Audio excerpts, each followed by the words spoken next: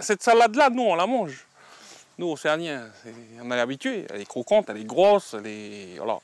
Alors que la laitue, c'est plutôt européen, ça. Elle est douce, elle est... Voilà, il faut le dire, c'est comme ça. À droite de la laitue, à gauche de la Batavia.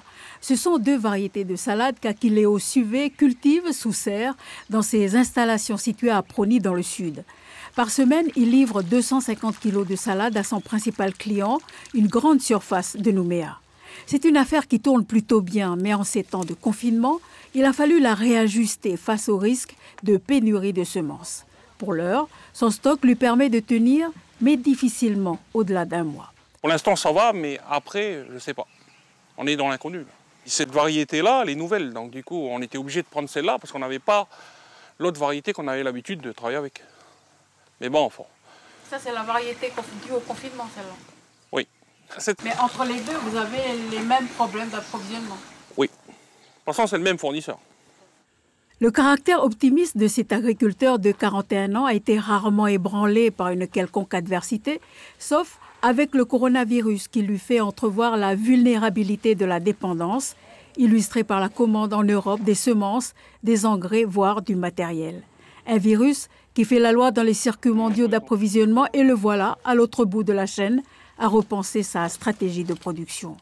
Produire quand les aléas semblent laisser aucun répit, comme ici, dans ces 1500 mètres carrés de tomates mises à balle par un papillon piqueur. Voilà le dégât que le papillon piqueur peut faire. C'est-à-dire que lui, il vient, il se pose sur la tomate avec sa trempe. Donc il va piquer la tomate et voilà, sucer le jus. Et la tomate réagit en faisant ça. Et ensuite, quelques jours après, elle pourrit. Voilà.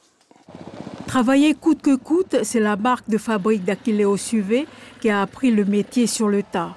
Courage et volonté de réussir en poche, il a acquis en 2009 ses 29 hectares non loin de la rivière des Pirogues. Culture sous serre alterne avec celle en plein champ. Là, on est en train de préparer le sol là, pour repartir sur les légumes d'hiver. Et cette parcelle-là, c'était une parcelle à pastèques. Donc du coup, on a récolté les pastèques. Et là, on repart sur du chou. Donc on prépare le sol en amande. Et ensuite, plantation dans 2 semaines.